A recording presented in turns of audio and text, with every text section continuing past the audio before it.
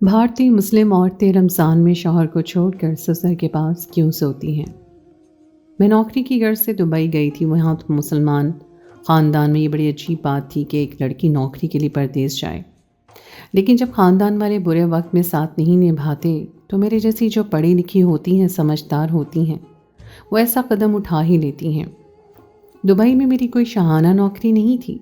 मुझे होटल में एक वेट्रेस का काम मिला था, लेकिन ये बात मैंने अपने पाकिस्तानी ख़ानदान वालों को नहीं बताई थी। बस मेरे अम्मा अब्बा को पता था कि मुझे वहाँ वेट्रेस की नौकरी मिली है और मैं खामोशी से दुबई चली गई थी। नौकरी काफ़ी मुश्किल थी, ज़्यादा फुर्ती से काम करना था, लेकिन उतनी ही अच्छी तनख्वाह भी थी।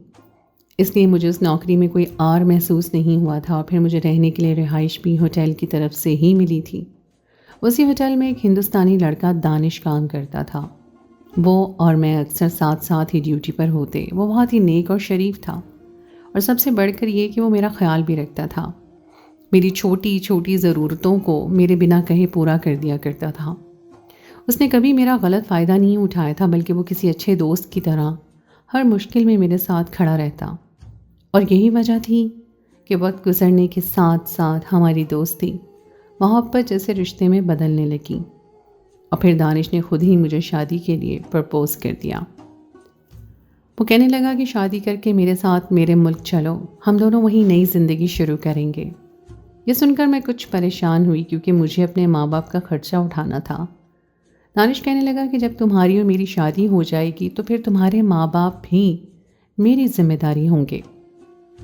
मैं खुद उन्हें खर्चा भी भेजूंगा और तुम्हें उसके मिलने के लिए भी भेजूंगा।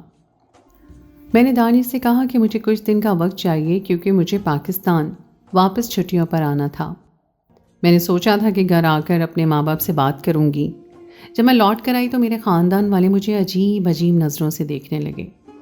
तरह तरह की बातें बनाने लगे कि मैं परदेस में न जाने क्या करके आई हूँ। अक्सर को तो यही लग रहा था कि मैंने वहाँ अपनी इज्जत लुटा दी है। ख़ानदान वालों की सोच पर मुझे अफसोस हो रहा था। अम्मा अब्बा कहने लगे कि बेटी, तुमने घर का खर्चा तो उठा लिया है, लेकिन अब हमें ये डर है कि कहीं तुम्हारा मुस्तकबिल तारीक ना हो जाए। ये लोग इतनी आसानी से अब तुम्हारी शादी नहीं होने देंगे। और फिर मैंने अब्बा को दानिश के बारे में बता दिया। अब्बा ने सुनते ही इनकार कर दिया कि एक हिंदुस्तानी लड़के से मेरी शादी कैसे हो सकती है। दोनों मुल्कों के दरमियान ताल्लुकात कुछ बेहतर नहीं थे। ऐसे में मेरा शादी होकर हिंदुस्तान जाना अब्बा की नज़र में इंतहाई ख़तरनाक अमल था। मैंने अब्बा से कहा कि मैं दुबई में दानिश से शादी करूंगी और कुछ अरसे के बाद वहीं से उसके मुल्क चली जाऊंगी। मेरा आपसे ना राब्ता ख़त्म होगा, ना ही ताल्लुक़। जब मुझे मिलना होगा मैं बरास्ता दुबई ही पाकिस्तान आ जाऊंगी। अब्बा हमेशा ही मेरे हर फैसले को सपोर्ट करते थे। अब्बा ने मुझे बेटी की तरह नहीं बल्कि एक बेटे की तरह पाला था। इसलिए जब मैंने दानिश के बारे में बात की और उन्हें यकीन दिलाया कि वो एक अच्छा लड़का है, तो अब्बा ने मेरी बात पर भरोसा कर लिया। वीडियो कॉल पर अब्बा की दानिश से बात हुई तो उन्हें मज़ीद तसल्ली हो गई। अलबत्ता अब्बा कहने लगे कि तुम्हारे दुबई वापस जाने से पहले ख़ानदान के कुछ बड़ों को इस रिश्ते के बारे में बताना ज़रूरी है, क्योंकि तुम वहाँ जाकर शादी करोगी और यहाँ बाद में पता चलेगा तो मज़ीद बातें बनेंगी। तुम्हारी शादीशुदा बहनों के लिए भी मसले खड़े होंगे। इसलिए ख़ानदान वालों और उनके ससुराल वालों को इस रिश्ते का बताना ज़रूरी है। मुझे ख़ानदान वालों से हरगिज़ कोई लेना देना नहीं था, लेकिन अब्बा की खातिर मैं खामोश हो गई। फिर अब्बा ने तीनों बहनों के शौहरों, बड़े ताया और फुफ्फा फुफ्फा को बुलवाया और दानिश के बारे में बताया तो सबने अपने दांतों तले उंगलियां दबा लीं। फुफ्फो कहने लगीं, मैंने तो पहले ही कहा था परदेस में ये कोई ना कोई गुल खिलाकर ही आएगी। शादी के लिए लड़का पसंद किया तो वो भी हिंदुस्तान का। क्या हमारे मुल्क में लड़कों की कमी पड़ गई है? क्या तुम लोगों को पता नहीं है कि वहाँ के लोग कैसे होते हैं? अजीब और गरीब तो रिवाज होते हैं। बहू के सास ससुर होता है, देवर और जेठ घर की बहू पर नज़र रखते हैं। अब क्या हमारी बेटी ऐसे लोगों में जाएगी? फुप्पो की बात सुनकर मैं शर्म से पानी पानी हो गई। बाकी सब भी बिल्कुल खामोश हो गए। फिर अब्बा कहने लगे कि ये सब तो फजूल मन घड़त बातें हैं। टीवी पर दिखाए जाने वाले फजूल ड्रामों का तुम्हारे जहन पर बड़ा ही असर हो गया है। इंडियन ड्रामों में ऐसा होता होगा, लेकिन वो लोग हरगिज़ भी ऐसे नहीं हैं। हर जगह ही अच्छे और बुरे लोग होते हैं। ہم ایسے ہی کسی کے کردار کو جج نہیں کر سکتے۔ پھپھو ہنس کر کہنے لگی کہ تمہاری آنکھوں پر بیٹی کی پردیس کی کمائی کی پٹی بن گئی ہے، اس لیے تمہیں کچھ دکھائی نہیں دے رہا، لیکن ایک دفعہ تم اسے شادی کر کے بھیج دو، پھر یہ تمہیں خود بتائے گی کہ شوہر کی جگہ رات کو سسر کمرے میں آیا تھا۔ پھپھو نے بڑی ہی بے باکی سے اپنی سوچ سب کے آگے بیان کی اور پھر پھپھا کو اٹھنے کا اشارہ کرتے ہوئے کہنے لگیں، جب تمہاری بیٹی نے آنکھ مٹکا کر ہی لیا ہے تو ہمیں بلا کر شوشہ چھوڑنے کی کیا ضرورت ہے؟ تم جانو اور تمہاری بیٹی، ہمیں تو اس رشتے کی بالکل سمجھ نہیں آ رہی ہے۔ اور پھر وہ دونوں چلے گئے۔ تایا تائی کا بھی کچھ ایسا ہی جواب تھا۔ بہنوں کے شوہر خاموش تھے۔ ابا نے مرضی کو ہی اہم جانا انہوں نے۔ ان کے جانے کے بعد میں نے ابا کی طرف دیکھا تو ابا کہنے لگے، میں نے اپنا فرض پورا کر دیا ہے، تمہیں ان کی باتوں کو سوچنے کی ضرورت نہیں ہے۔ ابا کی بات پر میں خوشی سے ابا کے گلے لگ گئی اور پھر ابا کی ہاں کے ساتھ میں دبئی پہنچ گئی اور دانش سے شادی کر لی۔ کچھ عرصہ تو ہم دبئی میں رہے، پھر دانش کی والدہ ہمیں اپنے پاس بلانے لگیں۔ دانش کے پاس بھی اتنا پیسہ جمع ہو گیا تھا کہ ہم اس کے وطن جا کر کاروبار شروع کر سکتے تھے۔ دانش کا ارادہ تھا کہ ہم وہاں جا کر ایک ہوٹل کھولیں گے اور دونوں مل کر ہی چلائیں گے۔ کیونکہ ہمیں اس کام کا کافی تجربہ بھی ہو گیا تھا، اس لیے میں دانش کا ہاتھ پکڑ کر دبئی سے ہندوستان پہنچ گئی اور پہلی دفعہ میں نے ایک ہندوستانی مسلم گھرانے میں قدم رکھا۔ دانش کا بھرا پورا گھرانہ تھا، پہلے سے 2 بھابیاں اور ان کے بچے موجود تھے۔ بہنیں سب شادی شدہ تھیں اور دانش کے ماں باپ بھی بہت ہی اچھے تھے۔ سب مجھ سے بہت اپنائیت سے ملے اور مجھے دل سے قبول کیا۔ شادی کے گھر کے طور طریقے بالکل مختلف تھے۔ ان کا رہن سہن، بول چال سب کچھ پاکستانی لوگوں سے الگ تھا، اس لیے مجھے ایڈجسٹ ہونے میں تھوڑی بہت مشکل ہوئی، لیکن ان لوگوں نے بہت محبت سے مجھے ہر چھوٹی سے چھوٹی چیز سکھائی۔ میں اپنے ماں باپ سے بھی ویڈیو کال پر مستقل رابطے میں رہتی اور میرے ماں باپ کو بھی میری طرف سے پوری تسلی ہو گئی تھی۔ دانش نے ہوٹل کا کام سیکھا تھا، سب کچھ بہت اچھا چل رہا تھا۔ میں بھی کبھی کبھار اس کے ساتھ جا کر کام کر لیا کرتی تھی، لیکن پھر ایک دن دانش کی خالہ کی بیٹی ہمارے گھر آئی اور میرے ساتھ باتیں کرنے لگی۔ اتفاق سے وہ اور میں اکیلے ہی بیٹھے تھے۔ اس نے ارد گرد نظر ڈالی اور پھر ایک ایسی عجیب بات مجھے بتائی جسے سن کر میرے رونگٹے کھڑے ہو گئے۔ کہنے لگی، یہ لوگ بازار تو بہت میٹھے اور اچھے بنتے ہیں، لیکن ان کے اندر بہت گندگی بھری ہوئی ہے۔ ابھی تو آپ یہاں نئی نئی آئی ہیں، اس لیے آپ کو سب کچھ اچھا نظر آ رہا ہے۔ کچھ وقت گزرے گا تو آپ کو پتہ چلے گا کہ دانش کے ابا کی فطرت کیسی ہے، خاص کر بہوؤں کے ساتھ وہ کیا کچھ نہیں کرتے۔ دانش کی خالہ کی بیٹی نعیمہ کی بات سن کر میں اچھل پڑی اور حیرت سے اسے دیکھنے لگی، کیونکہ اب تک میں نے اپنے سسر میں ایسی کوئی برائی نہیں دیکھی تھی۔ وہ دھیرے سے میرے قریب آئی اور کہنے لگی، آپ کو پتہ ہے آدھی آدھی رات کو دانش کے ابا دونوں بہوؤں کو اپنے کمرے میں بلا لیتے ہیں۔ یہ بات ابھی آپ کو کوئی نہیں بتائے گا، لیکن کچھ دنوں کے بعد جب آپ کی باری آئے گی تو آپ کو خود پتہ چل جائے گا۔ میری خالہ تو معصوم سی عورت ہے، شوہر جو کہتا ہے سر جھکا لیتی ہیں، لیکن میں تو بچپن سے یہاں آتی جاتی رہی ہوں، اکثر میں یہاں رہنے بھی آتی ہوں۔ میں نے خود اپنی آنکھوں سے یہ سب معاملات دیکھے ہیں۔ حد تو یہ ہے کہ بھائیوں کو بھی اس بات پر کوئی اعتراض نہیں ہوتا، کل کو آپ کی باری آئے گی تو دیکھنا دانش بھائی کو کوئی اعتراض نہیں ہوگا۔ یہ سب آنکھیں بند کر کے اپنے باپ پر بھروسہ کرتے ہیں، انہیں کیا معلوم آپ کے باپ کی نیت میں کیا فطور ہے۔ خالو نے تو خود ایک دفعہ مجھے بھی رات کو کمرے میں بلایا تھا، لیکن میں نے تو صاف انکار کر دیا اور واپس اپنے گھر چلی گئی۔ اس رات کے بعد سے میں کبھی یہاں رہنے کے لیے نہیں آئی۔ اب مجھے آپ کو دیکھ کر افسوس ہو رہا ہے، آپ پڑھی لکھی ہیں، اچھے گھرانے سے ہیں، سب سے بڑی بات کہ پرائے دیش کی ہیں، لیکن یہاں آپ کے ساتھ کچھ غلط ہوگا تو ہمارا پورا ہی دیش بدنام ہو جائے گا۔ نعیمہ کی باتوں نے مجھے بے حد پریشان کر دیا تھا۔ وہ مجھ سے کہنے لگی کہ میں آپ کو پریشان نہیں کرنا چاہتی، میں تو بس آپ کو سمجھا رہی ہوں کہ خالو جان سے بچ کے رہیے گا۔ سارا دن وہ نہ جانے موبائل فون پر کیا کچھ دیکھتے ہیں اور پھر رات کو بہو کو اپنے کمرے میں بلا لیتے ہیں۔ اس سے پہلے کہ نعیمہ مزید کچھ کہتی، میری بڑی بھابھی آ گئی اور فوراً ہی اٹھ کر چلی گئیں۔ ان کے جانے کے بعد میں نے بھابھی سے پوچھا کہ یہ نعیمہ کیسی لڑکی ہے، تو بھابھی مسکرا کر کہنے لگی بہت ہی اچھی ہے، اس کا ہمارے گھر بہت آنا جانا ہے۔ دراصل خالہ جان پیچھے گلی میں ہی رہتی ہیں، کسی دن موقع ملے گا تو تمہیں لے کر جاؤں گی، سارے خاندان سے ہی تمہاری جان پہچان کروانی ہے۔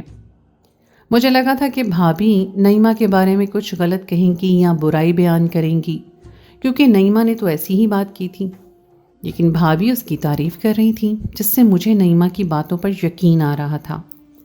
اور پھر وہ ساری باتیں میرے دماغ میں چلنے لگی تھیں جو رشتے کے وقت میرے رشتہ داروں نے کی تھیں۔ خود بخود ہی میرا دل وسوسوں کا شکار ہو گیا تھا۔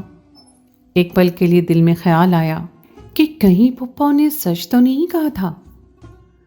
کچھ دن ایسے ہی خاموشی سے گزر گئے، پھر رمضان کا مہینہ قریب آنے لگا تو میری بھابھیوں نے کچھ عجیب سی بات کی۔ ایک روز ہم سب مل کر سبزی بنا رہے تھے کہ میری بڑی بھابھی کہنے لگی کہ رمضان آ رہے ہیں، اب تو ہمیں سسر جی کے کمرے میں راتیں گزارنی ہوں گی۔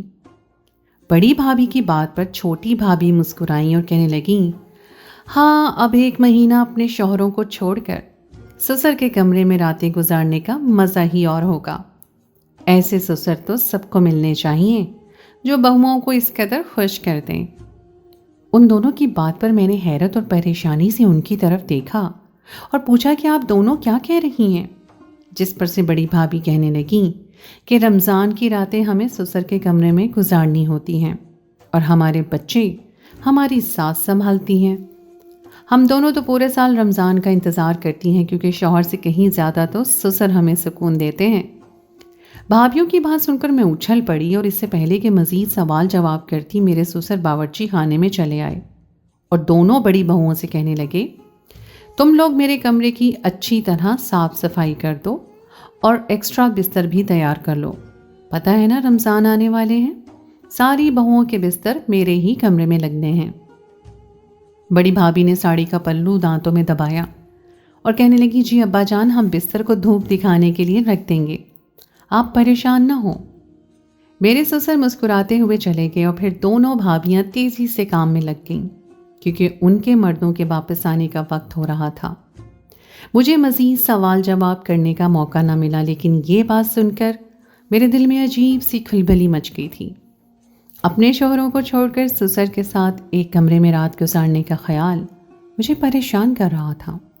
اور پھر جب رات ہوئی اور دانش گھر لوٹے تو میں نے سرسری طور پہ باتوں ہی باتوں میں ان سے پوچھا کہ رمضان کے مہینے میں آپ کے گھر میں کیا ہوتا ہے؟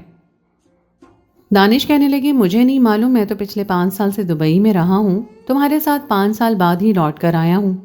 جب میں گیا تھا تو چھوٹی بھابھی کی شادی نہیں ہوئی تھی، صرف بڑی بھابھی تھیں، اور وہ بھی 2-3 مہینے کی دلہن تھی، اس لیے رمضانوں میں گھر میں کیا ہوتا ہے، کس طرح کا ماحول ہوتا ہے، مجھے خود بھی اندازہ نہیں ہے۔ دانش نے لاپرواہی سے کاندھے اچکائے اور میں مزید پریشان ہو گئی۔ سمجھ ہی نہیں آ رہا تھا کہ اب اس معاملے میں کس سے سوال جواب کروں۔ اگلے ہی دن دونوں بھابھیوں نے اسٹور روم سے بستر نکال کر چھت پر دھوپ میں ڈال دیے۔ رمضان کی صفائیاں شروع ہو گئیں اور دونوں ہی بھابھیاں بہت مصروف ہو گئیں۔ وہ مجھے بہت کم ہی کوئی کام کہا کرتی تھی، کیونکہ ان کی نظر میں نئی نویلی دلہن تھی۔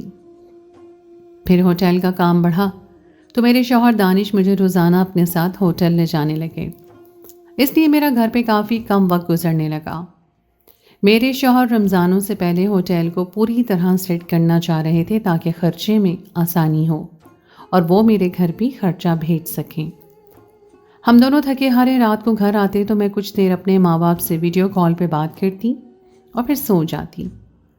ساس سسر سے تو صبح ہی سلام دعا ہوتی تھی، وہ دونوں ہی بہت اچھے تھے، اور خاص کر میرے سسر تو بہت ہی زیادہ میرا خیال رکھتے تھے۔ بار بار میرے سر پہ ہاتھ رکھ کے مجھے دعائیں دیتے اور کہتے یہ گھر تمہارا اپنا ہے، اسی لیے اپنا گھر بار کو زیادہ یاد نہ کیا کرو۔ اکثر تو وہ مجھے اس وقت پاس آتے جب میں بالکل تنہا بیٹھی ہوتی، خود بھی میرے ساتھ بیٹھ جاتے اور مجھ سے بات چیت کرنے لگتے۔ پہلے تو یہ سب مجھے اچھا لگتا تھا، لیکن جب یہ مجھے پتہ چلا تھا کہ رمضان کی راتیں ہمیں سسر کے ساتھ گزارنی ہے، تب سے ان کا یہ محبت بھرا رویہ مجھے عجیب لگنے لگا تھا۔ جیسے ہی وہ میرے پاس آ کر بیٹھتے تو میں کنی کترانے لگتی۔ میں نے سنا تھا کہ یہاں کا ماحول بہت زیادہ آزاد ہے، اور جب سے آئی تھی کچھ ایسا ہی دیکھا تھا، لیکن یہ بات مجھے پھر بھی ہضم نہیں ہو رہی تھی کہ بہوؤں کا سسر کے کمرے میں کیا کام ہے۔ سسر محرم ہی صحیح، لیکن بہو اور سسر کا ایک ادب اور احترام کا رشتہ ہوتا ہے جس کی اپنی کوئی حدود ہوتی ہیں۔ میں نے سوچا تھا کہ اگر میرے ساتھ میں کوئی ایسی ویسی بات کی گئی تو میں صاف انکار کر دوں گی۔ اور پھر رمضان کا چاند نظر آ گیا، گھر میں جیسے عید کا سما ہو گیا۔ سب بھابھیوں نے گلے مل کر ایک دوسرے کو مبارکباد دی اور پھر ہم نے ساس سسر کو رمضان کا سلام بھی کیا۔ سسر نے ساری بہوؤں کے ہاتھ میں کچھ پیسے رکھے اور کہنے لگے کہ یہ تم لوگوں کی خریداری کے لیے ہیں، ساری تیاری تو تمہارے شوہر کروا چکے ہیں، لیکن اگر کسی چھوٹی موٹی چیز کو خریدنے کا دل ہو تو ان پیسوں سے خرید لینا، اور یاد ہے نا آج رات سے تم لوگوں کو میرے کمرے میں رہنا ہے۔ سسر کی بات پر میں تو بالکل ہی خاموش ہو گئی، البتہ دونوں بڑی بھابھیوں نے خوش ہو کر کہا کہ جی ابا، ہم رات آپ کے کمرے میں ہی گزاریں گے۔ پھر میرے سسر نے ساس کی طرف دیکھا اور کہنے لگے کہ ان دونوں کے بچے آج سے تم سنبھالو گی، جب تک رمضان ہے بچے ان کے حوالے نہ کرنا۔ سسر کی باتوں پہ میں پوری طرح پریشان ہو گئی تھی، البتہ میری دونوں بھابھیاں سسر کے کمرے میں بستر لگانے لگی تھیں۔ رات کا کھانا ہم لوگ کھا چکے تھے اور جلدی سونے کی تیاری کرنی تھی تاکہ سحری میں وقت پر اٹھا جا سکے۔ دانش تھکے ہارے ہوٹل سے لوٹے تو میں ان کے ساتھ بیٹھ گئی اور انہیں بتایا کہ رمضان کی رات ساری بہویں ابا کے کمرے میں سوئیں گی، یہ کیسا رواج ہے؟ مجھے تو کچھ سمجھ نہیں آ رہا، آپ کے ابا کی موجودگی میں ان کے کمرے میں کس طرح آرام سے سو سکتی ہوں؟ دانش کہنے لگے مجھے تو اس بارے میں کچھ علم نہیں ہے، لیکن اگر ابا نے ایسا کہا ہے تو پھر تمہیں کیا اعتراض ہے؟ 1 مہینے کی تو بات ہے، میرے پاس بھی کام بہت زیادہ ہے، رات کو میں دیر سے ہی لوٹ کر آتا ہوں۔ اچھا ہے تم بھابھیوں کے ساتھ ابا کے کمرے میں آرام کر لینا، تمہیں بھی تو یہاں اکیلے کمرے میں نیند نہیں آتی۔ دانش کی بات سن کر میرے ہوش اڑ گئے۔ میں نے کہا دانش، میں تمہارے ابا کے ہوتے ہوئے کمرے میں کیسے رات کو سو سکتی ہوں؟ میری بات سن کر دانش کہنے لگے کہ جب دونوں بڑی بھابھیوں کو کوئی مسئلہ نہیں ہے تو پھر تمہیں کیا اعتراض ہے؟ وہ اس قدر تھکے ہوئے تھے کہ خاموشی سے آنکھیں بند کر کے لیٹ گئے، اور پھر میری بڑی بھابھی ہمارے کمرے کے دروازے پہ آ کے دستک دینے لگی۔ میں دروازے پہ گئی تو کہنے لگی 11 بجنے والے ہیں، سونے کے لیے چلو تاکہ صبح وقت پر جاگ سکو۔ میرا دل چاہ رہا تھا کہ صاف انکار کر دوں، لیکن جب میں نے پلٹ کر دانش کی طرف دیکھا تو وہ سو چکے تھے۔ اب انہیں پریشان کرنا یا کوئی جھگڑا کرنا مناسب نہیں سمجھا، ویسے بھی یہ الگ ملک تھا، یہاں کے سارے ہی رسم و رواج بالکل الگ تھے۔ میں نے ایک نظر جٹھانی پہ ڈالی جو بالکل مطمئن نظر آ رہی تھیں، اور پھر میں ان کے ساتھ سسر کے کمرے میں پہنچ گئی جہاں ہم تینوں بہوؤں کے بستر ہی لگے ہوئے تھے۔ دوسری والی چھوٹی بھابھی بھی سکون سے لیٹی تھی، مجھے دیکھ کر کہنے لگی آؤ جاؤ، تم نے تو بڑا وقت لگا دیا۔ میں نے بھابھیوں سے پوچھا کہ ابا جی کہاں ہیں اور آپ کے بچے وہ ساس کے ساتھ آرام سے سو جائیں گے؟ آپ لوگ پورے مہینے اپنے شوہر کے بغیر کیسے گزاریں گی؟ مجھے تو یہاں آ کر ڈر لگ رہا تھا، میں سوچ رہی تھی کہ میں نے دانش سے شادی کر کے کوئی غلطی تو نہیں کر دی۔ اور پھر میری جٹھانی نے ایسی بات مجھے بتائی جسے سن کر میں واقعی ہی ہکا بکا رہ گئی، اور مجھے یقین نہیں آیا۔ وہ کہنے لگی ہمارے سسر بہت مختلف قسم کے مرد ہیں، وہ دوسرے لوگوں جیسے نہیں ہیں، انہوں نے ہمیشہ بہوؤں کو اپنی بیٹیوں کی طرح سمجھا۔ جب میں شادی کر کے یہاں آئی اور پہلا رمضان آیا تب تک میری گود میں میرا بیٹا ارحم آ چکا تھا۔ میں اکیلی بہو تھی اور گھر کی ساری ذمہ داری میرے کاندھوں پر تھی۔ اس وقت میرے سسر نے مجھے پیار سے اپنے پاس بلایا اور میرے سر پہ ہاتھ رکھا اور ارحم کو میری ساس کے حوالے کر کے انہیں حکم دیا کہ وہ رمضان کی راتوں میں میرے بچے کو سنبھالیں گی، اور پھر مجھ سے کہا کہ میں رمضان کی راتیں سکون سے ان کے کمرے میں گزاروں، کیونکہ ساس سسر کا کمرہ پورے گھر کا سب سے بڑا اور ٹھنڈا کمرہ ہے۔ سسر کو بلڈ پریشر اور شوگر کی بیماری ہے، اس لیے بیٹوں نے یہ ٹھنڈا کمرہ انہیں دیا ہے، لیکن رمضان کی راتوں میں وہ یہ کمرہ خالی کر دیتے ہیں۔ میرے سسر سارے رمضان کی راتیں مسجد میں گزارتے ہیں اور ساس کھلی چھت پر۔ ان کا کمرہ خالی ہوتا ہے، اس لیے میری ساس ہمارے بچوں کو لے کر چھت پر چلی جاتی ہیں، وہ وہاں عبادت بھی کرتی ہیں اور بچوں کا خیال بھی رکھتی ہیں۔ کھلی چھت پر ٹھنڈی ہوا میں بچے سکون سے سو جاتے ہیں، جبکہ ہم یہاں رات کو سکون سے سو کر اپنی نیند پوری کرتی ہیں تاکہ سحری میں جاگ سکیں، اور پھر سارا دن کے کام کاج کے لیے بھی ہمارے اندر ہمت ہو۔ میرے بعد جب دوسری بہو اس گھر میں آئی تو اسے بھی اسی طریقے سے رکھا گیا۔ پھر ہم دونوں مل کر اس کمرے میں سونے لگیں اور ساس کے پاس بچوں کی تعداد میں اضافہ ہو گیا۔ اب تم تیسری بہو بن کر اس گھر میں آئی ہو اور ہم نے تمہیں بھی یہاں بلا لیا ہے تاکہ تم بھی سکون سے نیند پوری کر سکو اور تمہارا روزہ بھی اچھا گزرے۔ کل کو تمہارے بچے ہوں گے تو رمضان کی راتوں میں انہیں بھی ساس ہی سنبھالا کریں گی۔ ہمارے ساس سسر چاہتے ہیں کہ بہویں رمضان کے دنوں کو پوری طرح سکون سے گزاریں اور ان کی عبادات میں بھی کمی نہ آئے۔ پھر چھوٹی بھابھی مجھے کہنے لگی کہ تمہیں پتہ ہے ہم افطار میں زیادہ لوازمہ تیار نہیں کرتے بلکہ سیدھی سادی سی افطاری بناتے ہیں اور جلدی کھانے کا اہتمام کرتے ہیں، کیونکہ اس کے بعد ابا جان کو مسجد جانا ہوتا ہے اور وہ نہیں چاہتے کہ روزے کی حالت میں ہم سارا وقت باورچی خانے میں گزار دیں۔ اس لیے اگر کبھی کچھ کھانا بھی ہو تو ابا جان خود باہر سے لے آتے ہیں۔ وہ دونوں بہویں بڑی خوشی سے سسر کی تعریف کر رہی تھیں اور میں پھٹی پھٹی آنکھوں سے ان کے چہرے خوشی سے دیکھ رہی تھی۔ میں نے تو اس گھر کے بارے میں اور یہاں کے رشتوں کے بارے میں نہ جانے کیا کچھ سن رکھا تھا، لیکن میرے ذہن میں یہ بات تو آئی ہی نہیں تھی کہ میرے ساس سسر اتنے اچھے بھی ہو سکتے ہیں۔ میں بھی وہیں اپنے بستر پر لیٹ گئی۔ کچھ دیر میں مجھے احساس ہوا کہ واقعی یہ کمرہ تو بہت ہی زیادہ ٹھنڈا تھا۔ پھر میں نے سرسری طور پر اپنی جٹھانی کو نعیمہ کی باتوں کے بارے میں بتایا تو وہ کچھ دیر خاموش ہو گئی۔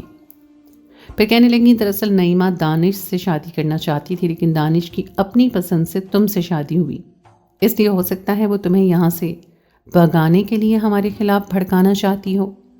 اگر تم خود حقیقت اپنی آنکھوں سے دیکھو اور فیصلہ کرو کہ کیا صحیح ہے اور کیا غلط۔ کچھ دنوں میں ہی میں نے اس گھر کے معمولات کا بغور جائزہ لیا تو مجھے احساس ہوا کہ میں ایک جنت میں رہ رہی ہوں۔ میں نے نعیمہ جیسے لوگوں کی باتوں کو پوری طرح نظر انداز کر دیا۔ آج میں خوشگوار زندگی گزار رہی ہوں اور مجھے اپنے فیصلے پر بہت خوشی ہے۔ اکثر لوگ بنا حقیقت جانے دوسروں کے بارے میں غلط رائے قائم کر لیتے ہیں، جیسے میری پھپھو اور تایا نے کی، اور پھر وہی رائے اتنی یقین سے کسی کے سامنے کہتے ہیں کہ اگلا بندہ اس بات پر آنکھیں بند کر کے یقین کر لیتا ہے۔ اگر میں اپنی پھپھو اور تایا کی باتوں پر اعتبار کرتی تو شاید سارے ہی ہندوستانی لوگوں کو برا سمجھتی، لیکن در حقیقت ایسا کچھ بھی نہیں ہے۔ اچھے اور برے لوگ ہر جگہ موجود ہوتے ہیں، سرحد کے اس پار بھی اور سرحد کے اس پار بھی۔ ہمیں کسی کے بارے میں جلدی کوئی رائے قائم نہیں کرنی چاہیے۔